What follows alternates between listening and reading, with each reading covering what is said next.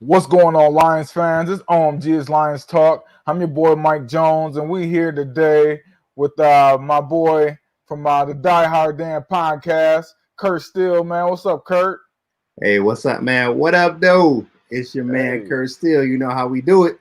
right. Yeah, man. I feel like it's been a while since I didn't did a YouTube live or anything, man. Being a part of the DSA discussions, man. I just feel like just this new job that I got, man. Just man, it's just hard making time, man. I'm telling Yeah. you. Sometimes Yeah. life just gets it. I'm the same way. I haven't done a podcast in a while. We're getting ready to record a new show. I had school. If anybody knows me, they know I'm in the Dan Practice School of Sportscasting at Full Sail, and I'm about to graduate in October. So, this is Oh crunch yeah. time. Oh yeah. Classes are getting harder. Assignments are getting longer. But I promise you, Die Hard Dan, we're going to bring you some fresh new content soon, and we're going to have some fresh and new innovative ways you're going to be able to watch the show. And it's going to be some new and improved graphics. And trust me, we're bringing you some hard content with some good actual layer storytelling to the show. So look forward to that. But thanks for having me on, man. I Oh yeah. always appreciate talking to my man, Big Mike, over here at OMG. It's Lions Talk. Yeah. No, man, but you know what? While we've been gone, man, some things have actually happened. Ooh, a lot Uh, of things. a lot of yeah. So it's kind of a good and a bad thing. It's kind of like man, we Mm-hmm. kind of in the YouTube and the podcast world, you kind of always want to be relevant. Right. But there was kind of like a lag in what was going on, and since we didn't gone, man, some stuff been fired up. So let's get Boom, into it, they man. popped off. Let's get into this. Okay. Let's go ahead. So first off, I'm gonna start by saying I gotta start off by the most important news of all is Uh-huh. Matt Stafford's false, his false positive, basically. Right, And right. I think the NFL jumped the gun.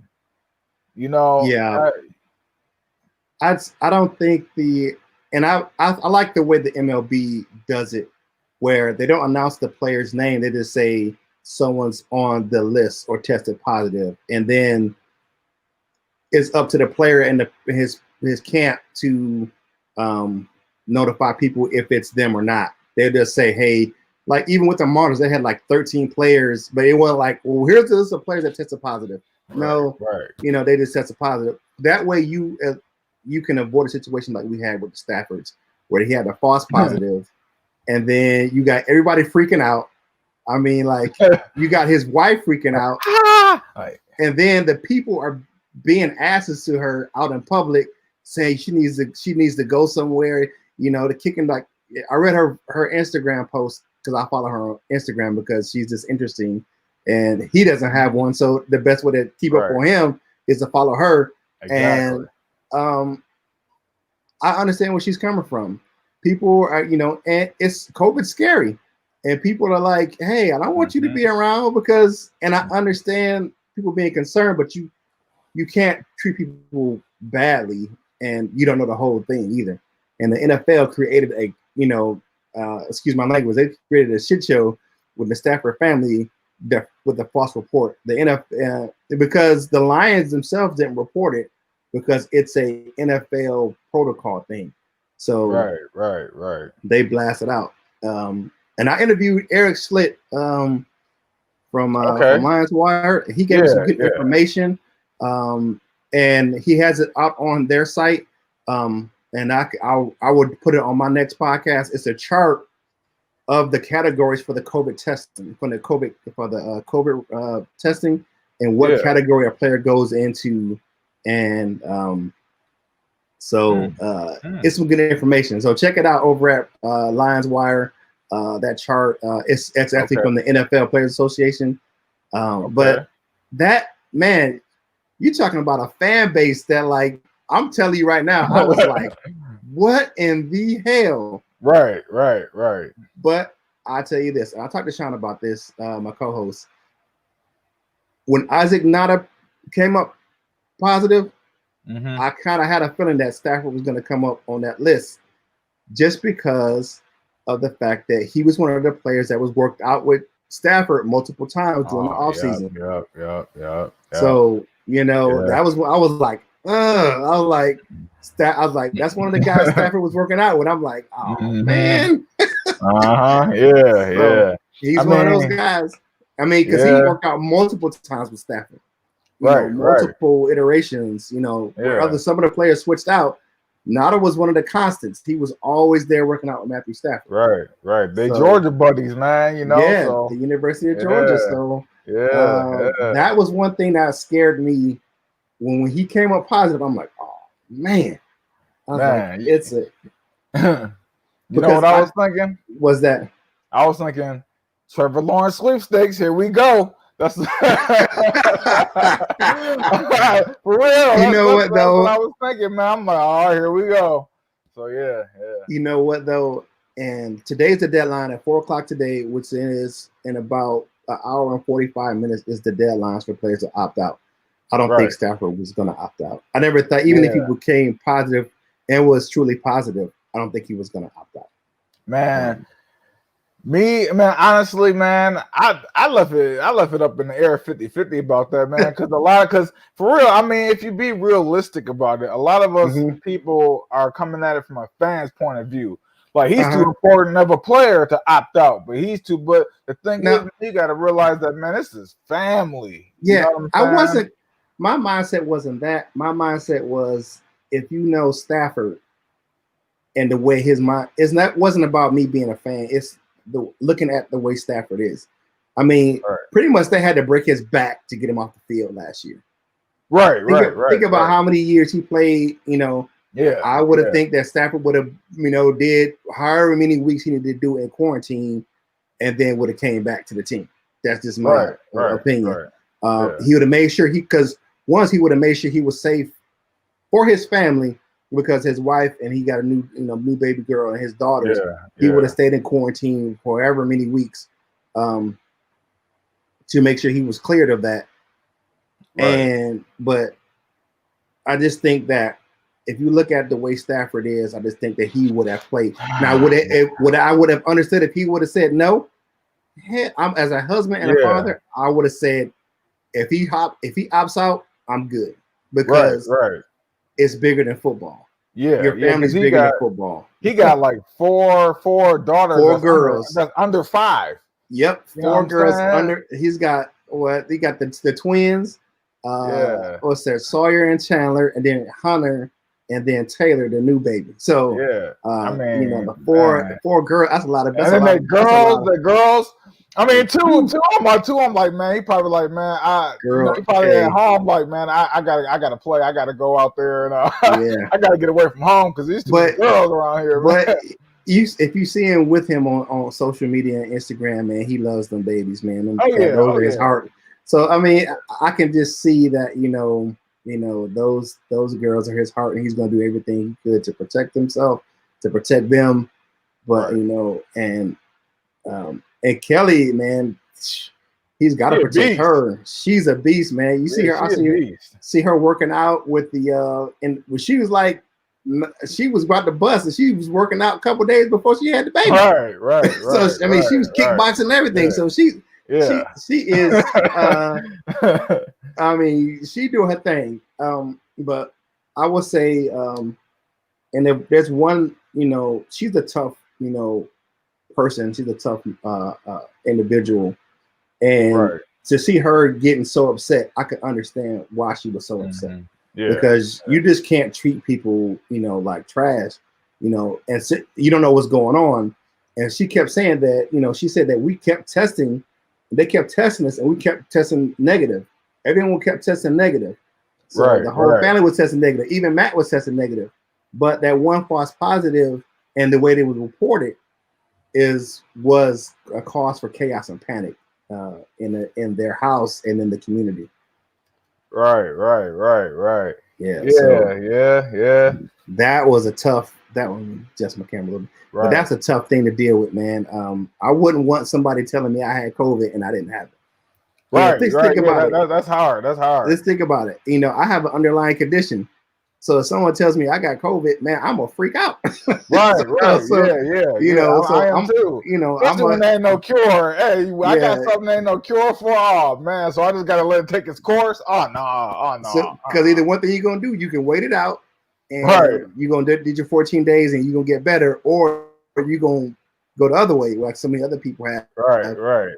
We're at almost 100, almost 160,000 people in America that has died from COVID. So that's a scary.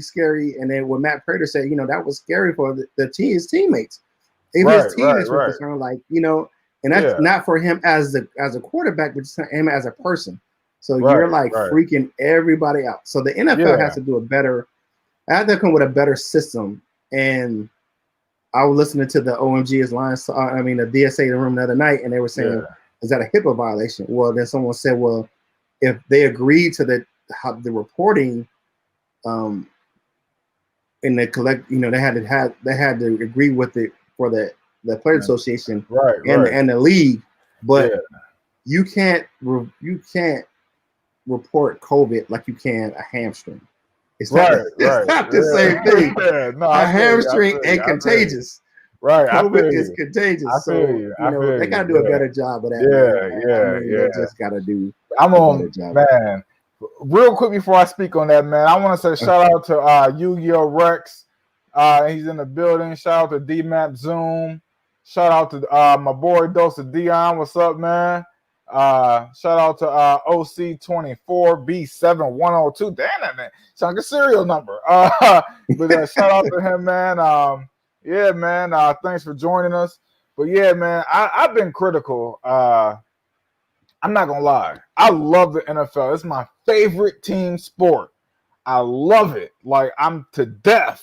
But the NFL got to step their damn game up, man. They've been so. Look, okay. The thing is, like, the NFL has been off since February 3rd. February 2nd was the Super Bowl, right? So February 3rd starts the full off season, right? For everybody. So they have no excuse. Like the NBA scrambled. And they found something that works, and they isolated everybody. They got them all in Florida that works for them. Major League Baseball found something that worked for them. Boxing, UFC, people in the stands, they face cover. They found something that works. The NFL, here we is. What's today? Like August 4th, something like that. August 6th. Oh yeah. See, I've been working, bro. Yeah, man. But it's August 6th, and NFL still don't know whether they're gonna have people in the stands or not. Come on, man. Like, for real. Like, look, man. It shouldn't. I'll tell you this. I don't think that they should have fans, but it shouldn't even be a question. Unless they can only sit them in the upper. If you look behind me on my virtual set, right. Where I'm pointing, that's where they should sit at the upper deck and spaced out. The nosebleeds. Yeah, the season ticket holders that sit on the bottom, they can sit up there and sit in those in what do you call it? And they will have to use, I would think, every other what do you call those things? The suites up there. Every other suite, and then then like nosebleeds. That will be it. And we're talking about like a 20 to 25% capacity level. Even the training camps, I think that they should have put those. They had enough time where they could have got a hotel, and this would have been my plan. I would have brought those players in. They would have been in earlier. So we're talking about, say, 10 days before camp started, right? So 10 days before the rookies reported, they would have been in the hotel. And then 10 days before the veterans, and they would have been, because the Lions are $1 billion corporate, a billion organization. They have the money to put those players in a hotel and just sequester those guys. That it just be like the old training camps where they would go away for 2 weeks, and then start camp. That way, everything's starting on time, and it's just now you have, look at New Orleans, they have a voluntary bubble. I think they have a hotel set up. I think they said 150 personnel can set up to go there if they want to, sequester themselves and just be in the bubble, I would do that myself if I was a player, because I don't know who I'm coming in contact with. I don't want to bring it home to my family. Exactly. So I would go stay in the bubble. It'd be a long season where I won't see my family that much, but that's just how it will go. Yeah, I mean, yeah, man. I mean, the thing is that really upsets me, man, about this whole process is the NFL is dragging their feet on these mandates. It was July 29th when every team had turned in they plan. I'm like, really? Like, so y'all been so listen, we shut down in mid-March, right? Shut down the whole country. Like, y'all ain't going nowhere.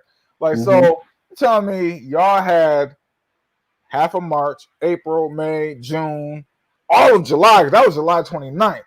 And okay, I will say this: the Lions were one of the first teams to turn in their plan. Okay, and they got to get it approved. Yeah, they were. Yeah. But man, they waited to the end of July. Like, they dragging their feet on these mandates. Like, I could see where the other leagues is rushing, boxing's rushing, UFC's rushing, but not the NFL. Y'all was in the off season. Y'all had no obligations other than to figure this thing out. You know what I'm saying? And man, it just because you think about the draft was over in May. The draft was over in May. The draft was, the combine. So basically, if you look at it, the league year restarted, but everybody's been off since the draft in May, as far as what they could do to get this thing right. Now, I will say this: looking at the Lions facility and the way they had everything set up, and if you can go on their the Lions app or their website to see Ron Wood give a tour of the Lions facility, they did a really good job of separating everything, and the way they have everything set up is really good. I like the setup. I just think that they should be shuttling players back and forth, and they should be in a hotel somewhere near Allen Park. Yeah, man. The league should have been better prepared because they had it, and the league should have been working with the Players Association to make sure this thing was rock solid, and they should have been. There's no way that it should have been a point where it was lacking, where when they was supposed to report, the plan came out the day that they were supposed to report, the day after they were supposed to report. Right. You can't do that, man. Listen. And you know what? I mean, this is selfish, okay? I'm gonna just admit it right now that this is selfish of me. But I'm still mad about the Hall of Fame game. Okay, I'm still mad about it. Okay, like I'm pissed at the Hall of Fame game because I was gonna work at the Hall of Fame game. You know what I'm saying? Okay. Yeah, I'm a sous chef for AVI, and AVI holds the contract to the catering all of Hall of Fame weekend. So I was geeked. I was like, I'm about to buy 12 footballs. I'm about to get jerseys. I'm about to look. I had it all planned out. I'm like, because they make us stay. They make the people stay in bunks, right? Like I don't even care. Like military style bunks was what the caterers like sleeping. I don't even care. Like I'm about to be around every man. Oh, I was so hyped. And then when they canceled, I'm like, these unprepared fools. But it was I think Stinking was net, and I think it, and not this the Hall of Fame, just the whole preseason. I just think that because of the lack of the planning and the lack of the the protocols, you just couldn't chance that when you have those big of gatherings. Because think about it, you had states like state mandates where you couldn't have who would have been in attendance at the Hall of Fame. It would have just been the crowd. I mean, it wouldn't have been the crowd. It would have just been the people giving the speeches. So, I mean, but they want to make it they want to give the fans the whole experience of the Canton weekend where you have the Hall of Fame speeches and people in the crowd. And I think next year, if they have the Hall of Fame game, it's going to be it's going to be a lesser crowd. It's going to be it's going to be tamed back a little bit where they're not going to have many people in the audience. But right. I get what you're saying, man. Hey, as long want as the Hall of Famers is there, that's all I need. I don't need no people, no nothing. I just want to. I just want to be next to Barry and be like, so man. You know what? I understand, brother. And plus, that was. I mean, this would have been the first year you did this. Yeah. Because I just started working for AVI. In September, on my birthday, actually, September 10th. I started working for AVI, and we got another birthday coming up real soon. Then, okay, so I understand that's one of those things you look forward to. I guess you got to kind of just count your blessings, look forward to it. I'm gonna, speaking into existence. Hey, I'm gonna be there next year. So I am. I don't care if they ain't gonna happen. I'm still gonna be there. Somebody gonna come to the gate. Somebody gonna come to the gate. It's gonna be. Trust me, you'll get your chance, man. It's just gonna be scaled back next year. Probably not as big crowds, but they're gonna have it next year, man. And you're gonna have an even bigger class next year, where you're gonna have 2 classes going, or 1 class going one day and 1 class going another day. Yeah, they're gonna double up or something. So it's gonna be all right. I know. I was just kind of. It's gonna be all right. I feel you, dog. I feel you, dog. You see what I'm saying? That was my big day, you want that opportunity, even if you wouldn't have been like, right there, you ain't on stage and all like that in the crowd, but you're at the event. Yeah, I can understand, because that's one of those things that people can go their whole lifetime, football fans forever, and never get to Canton to see the Hall of Fame. Exactly. Yeah, man. But let's move on, because I'm caught in my feelings right now about that. So let's move on, man. So let's talk about the 3 Lions players that have opted out so far. Let's start with the very first one, Geronimo Allison. You know what? It's not that. I don't think that's gonna hurt the Lions that much, because Geronimo Allison basically was fighting for that 50th. He was a camp battle. I think with Quintez Cephas being drafted, I think that would have been a battle. I think that the Lions would pay. I mean, you think of the bargain of Cephas compared to Allison. I never thought Allison was a lock to make the roster in the first place. Real quick. OC24 B7102. That's his name. He said, because of lack of preseason, how do you think it will change for the UFDAs trying to stay in the NFL? Yeah, I mean that was what I was worried about the whole time, was not only the UFDAs, but the first year players transferring to the second year, and then the rookies like them, and then the free agents coming in from another team. Thinking about all of that, I was like, they can't cancel preseason. They can't do it, and then they cancel preseason. I'm like, okay, now. Well, what they're doing now is that, and I could understand why they're doing what they're doing, because they didn't have a time for that off season, the OTAs. So that would have been a time where they kind of got that chemistry together, but they didn't have it. So they're doing that chemistry building during the training camp, leading up to the start of the regular season. So that's going to be their gelling period and get them into football shape. So something's going to have to give for that to happen. So that's why they said, okay, no preseason. If you think about that strike year we had where it was no preseason, it just went straight from camp into the season. It's not an anomaly. It happened before. So I'm confident. I know it's going to suck. And football is gonna suck as far as the quality of the play at the beginning of the season. Yeah, it is. But I mean, I'll take bad football over no football. Right. True. Yeah. But the thing is, though, man, there's gonna be so many injuries. Because it's gonna be, man. I don't even. Because soft muscle tissue injuries and torn Achilles, and oh my God, it's gonna be bad.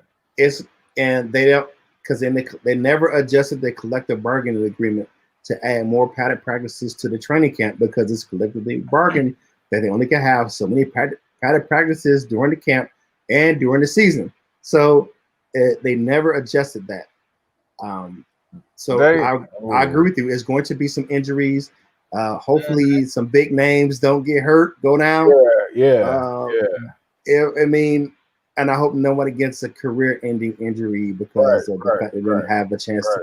I mean, but I think that's why they're taking this chance right now to get rid of the preseason to see if they can at least build some of that stamina up in the training camp, so they can come into the season that way. I mean, think about. I mean, sometimes it's free. What's the wide receiver we signed last year, the free agent? I mean, he got hurt, broke his leg on his first play of the season. Curse. Yeah, Curse. Jermaine. Yeah. So I mean, and what's that? At the end of the day, Murphy's law gonna take effect one way or the other. Man. I mean, man, they should have some. They should at least. I know. The CBA says that they can't do certain things, but the CBA also didn't plan for a pandemic.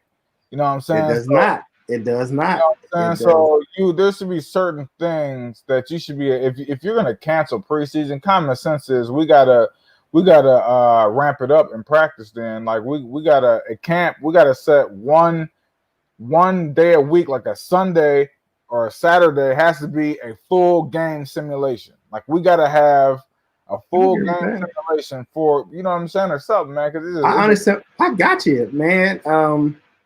But then you're gonna get coaches that says how are we gonna risk our players versus our own players. It's a whole, what do you call that? Half on one hand, six in one hand, half dead on the other.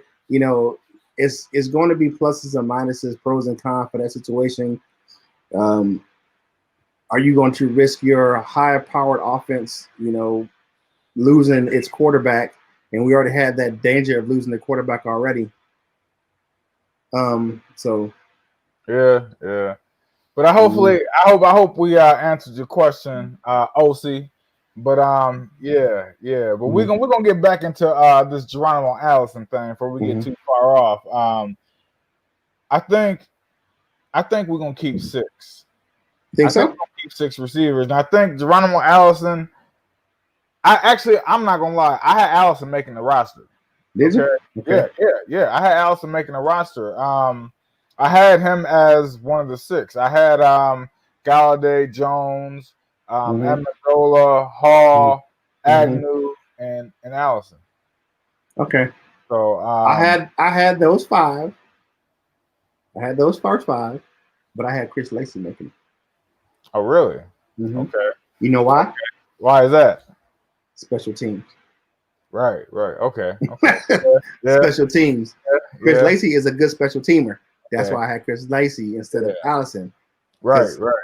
I have yet to see Allison. And now I will say this: the only time I really watch Allison is when he played with, when the Lions played the Packers. But I don't see any, I didn't see any footage of him being a gunner on special teams because I had a lot of younger receivers that did that in Green Bay, and not Allison wasn't part of that group. Right. So he brings that intangible of the playing special teams. So that's why I had Lacey instead of Allison. Okay. Yeah, that makes sense. It's like he helped clear out a log jam at receiver. So it's not that big of a deal. Okay. And also the next player that I want to talk about who opted out was John Atkins. Now John Atkins, he gave us some quality reps at that one technique nose tackle position. But you know what? They did make a move. They did make a move. They got Dalen Mack, and I think Dalen Mack, if after 2 years, I think Dalen Mack could be a starter at nose guard. Yeah, if we keep Patricia and Quinn around and all of that, and he'll fit in that scheme very well. Oh yeah. That technique for him. That's the only scheme he really fits in. You know what I'm saying? and he was just behind some other quality guys in Baltimore. So I think that was a good signing. I don't think he hurts worse than the last guy we're going to talk about. I think he's going to hurt us a little bit more, just because of the fact that shoot, I just don't hit. What's his name? Center. Oh, Snacks. Bodine. No, Bodine. Oh yeah. I think I'll get to him next.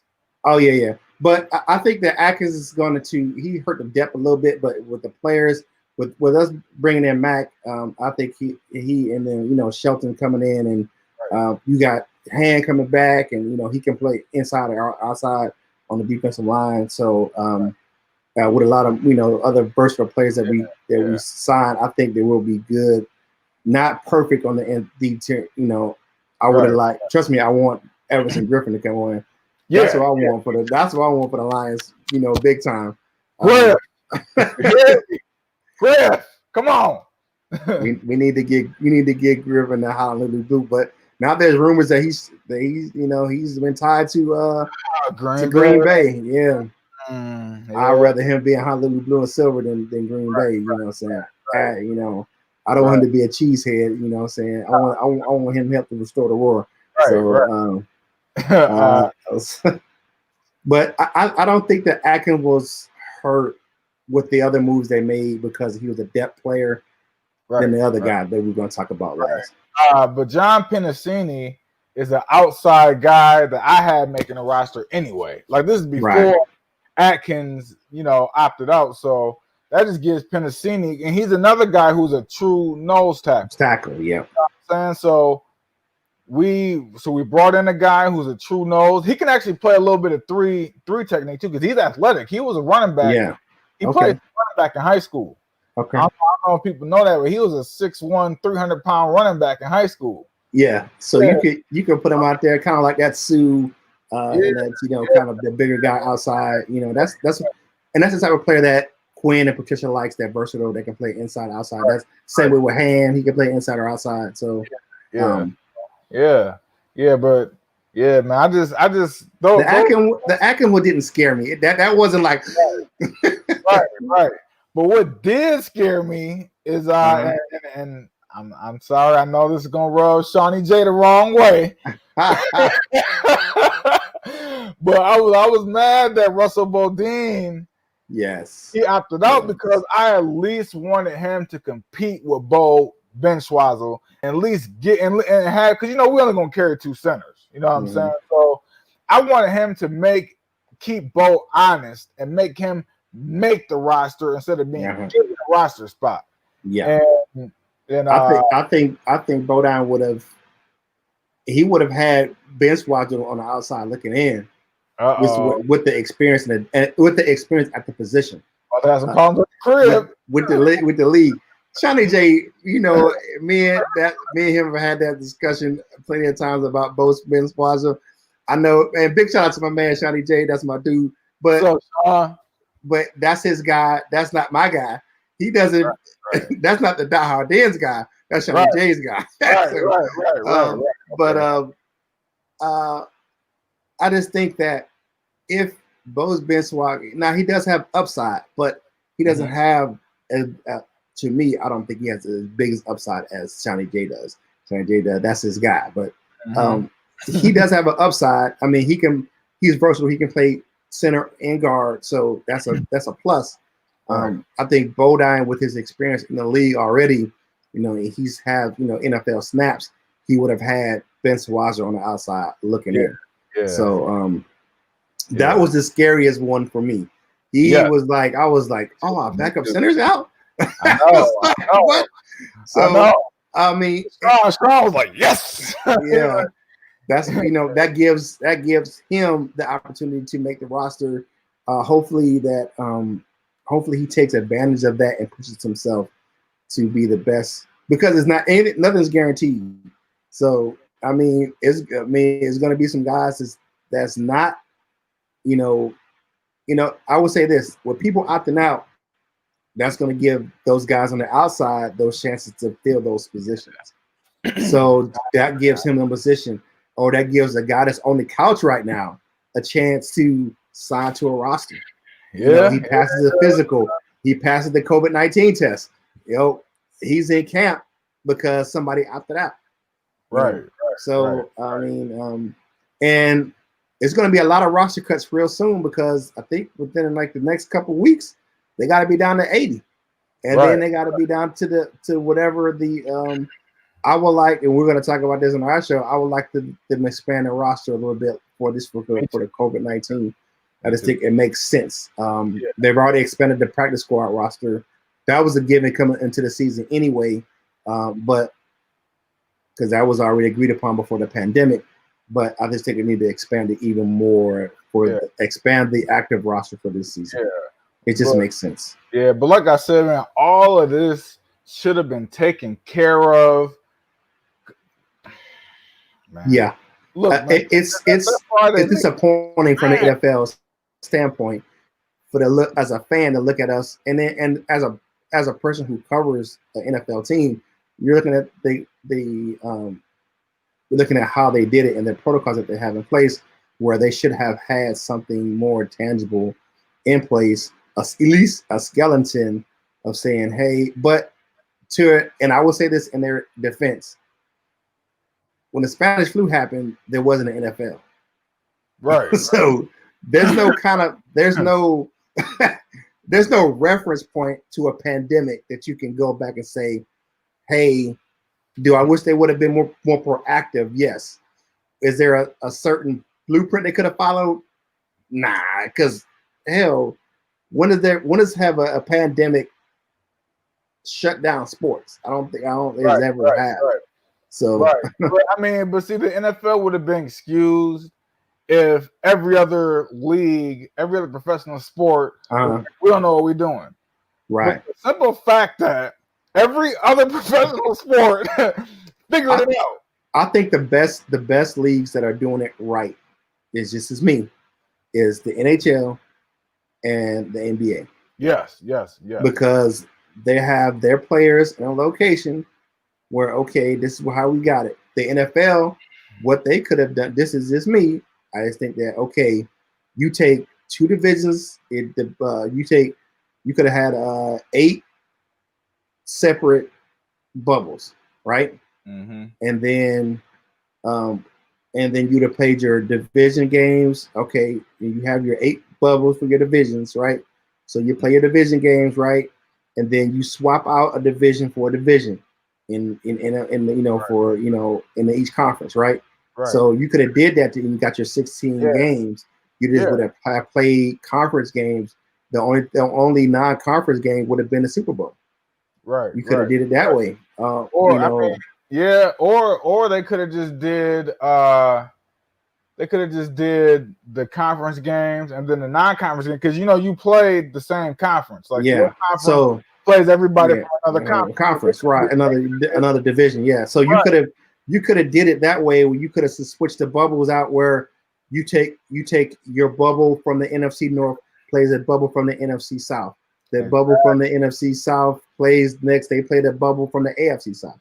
Exactly. So you could have just flipped it around, and that way you could have had everyone in controlled travel, and pushed everybody where they stayed in the same location, bubbled up for the whole season. Right. Yeah, it's a lot more moving pieces in the NFL, but it could be done. Right. The NHL have big rosters. So what they play was it 8 or 9 on the ice at the time. They have whole line. They have whole lines that now. Now it's not 53 person like the NFL, but they have a pretty. Their rosters aren't as small as the NBA. Right. So I mean, I think they did it right because you see all the positives that's coming up in Major League Baseball is because they didn't do the bubble type thing. They did the bubble only during the summer camp things where they where they were. But once they started traveling, that was the issue. Because they started traveling to different cities, and then now like Miami, when they had all those players test positive, they were in Philly. They didn't play. I don't think they played Philly in the summer camp what they call the summer camp deal. So I mean, now you got St. Louis that gets test positive. You know, so I think they're going to fight to the end for what Rob Manfred said. You know, I'm making a little baseball tangent, but they're going to fight to the end to keep their season going. So right. I believe so. Well, because the thing is these players got bills. You know what I'm saying? And these players are taking care of a lot of people. They're taking care of their mom. They're taking care of their dad. They're taking care of their brothers and sisters. They're taking care of their kids. They're taking care of their real close friends. They got a lot of people eating off that plate, man. And think about the minor leagues that got canceled, and all those guys who want to try to fulfill their dream, and that's how they make it. You know, they got jobs in the off season, of course, but they can't butter their bread like they want to, or try to get a shot in the majors because they're not getting seen by scouts. Exactly. But I'm happy that the XFL will be back.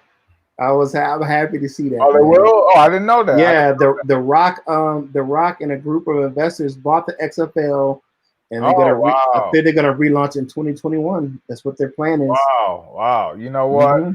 I think The Rock knows about football. Yeah, University of Florida. Yeah, he's from Miami. I'm sorry, University of Miami.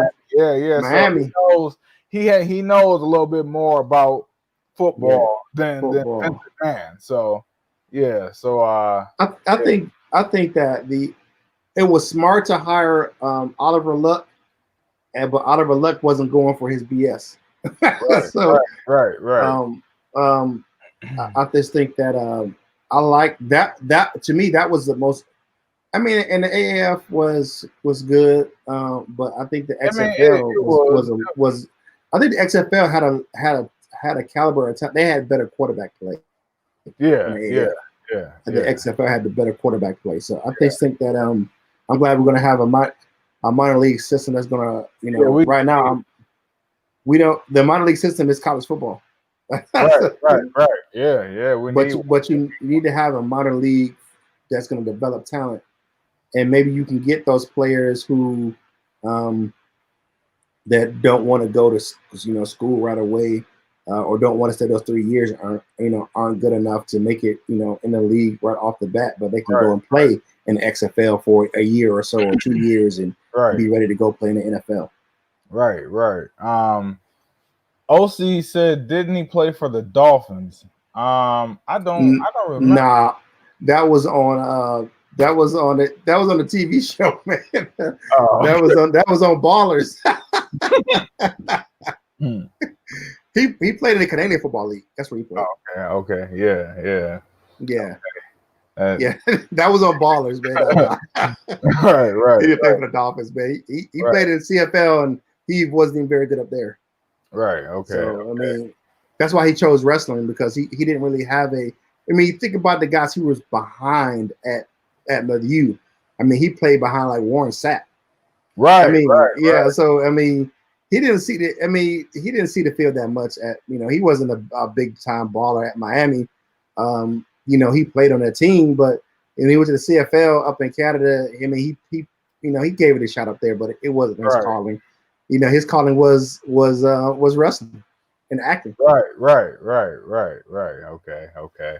Yeah, man. That's funny, man. But the thing is, man, is about the owners, man. Really, this fall on the owners.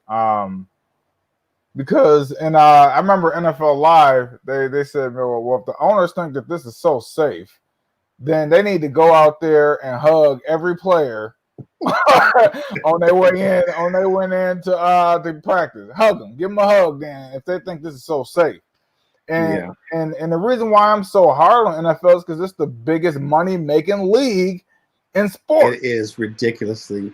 We're talking about where it's in a lot of categories. It's twice as much as any other sport in a lot of categories. We're talking about the TV revenue package is ridiculous, off the charts. Man. I mean, and people just think about the big networks that they have. Right. They think about ESPN, they think about NBC, Fox, and CBS. Right. They're not talking about the money they get from Canada. That they're not talking about the money they get in Europe for Sky Sports that pay another millions and millions on dollars on top of the money that they get for just the stateside games. Right. So the NFL, and that's their biggest money maker that's shared throughout the league. But you're talking about merchandising. They lead any league in merchandise sales.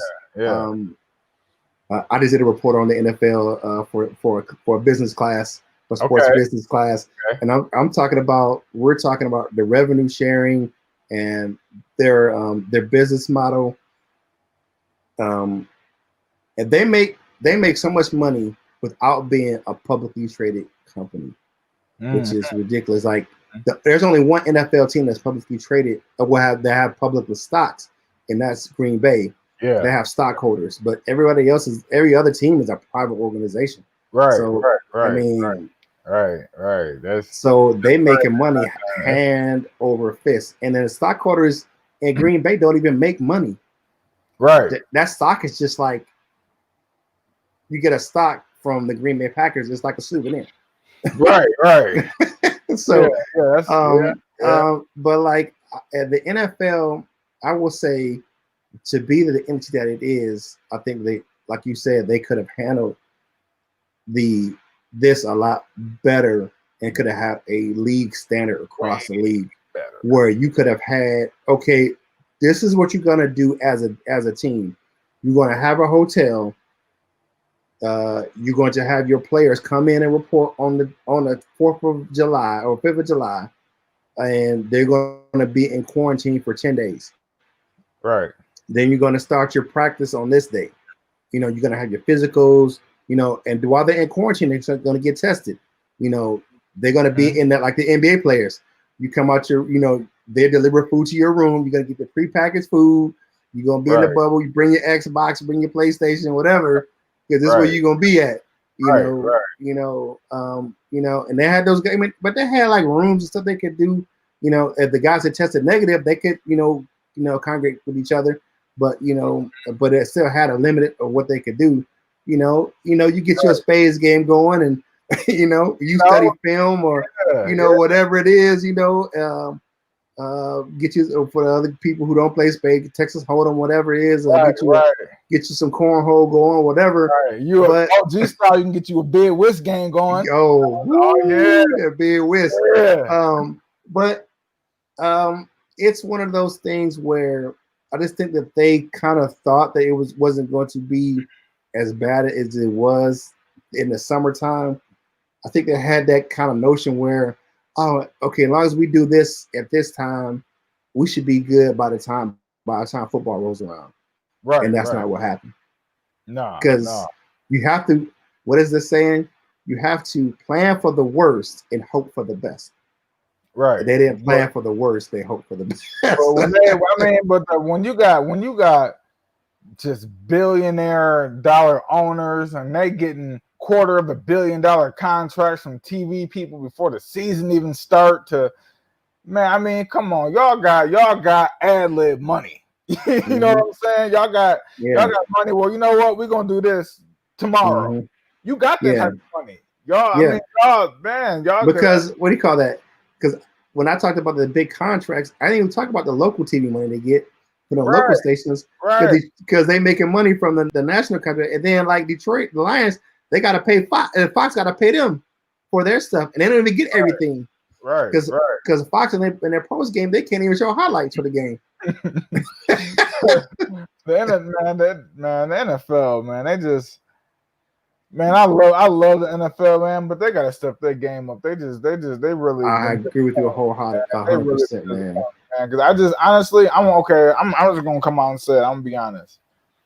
I know they're gonna try their hardest to finish the season, but I just don't see if they keep up with this this lack of preparation and this kind of dragging their feet along and just do it by this date and making up that, man, the NFL ain't gonna finish the season. I'm tell you that right now. It's going to take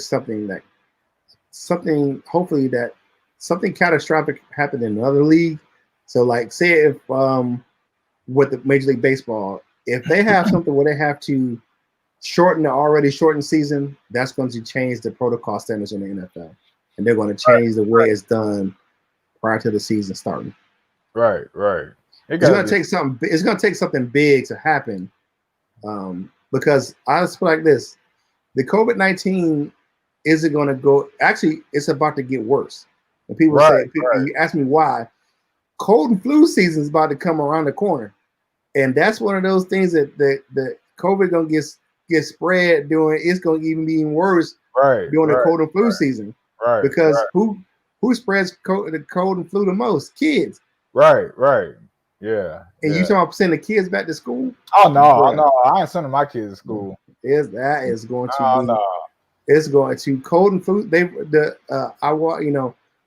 Looking at some of the medical professionals, they said that, they thought it was going to burn off in the summertime. No. Okay. It's gotten worse. Well, it's going to get even worse with the cold and flu season, because it's just going to spread. Germs are spread, and people who have pre-existing conditions like myself, that makes it even more dangerous during that season because of the cold and flu season. Right. So, I keep my mask handy. I got a nice one right here. Got me a nice Lions one. Yeah. What I'm saying? Then I got my Die Hard Den podcast one. Okay. Yeah. So and then when I want to go college, I got my Go Blue. So it's showing through the background because I got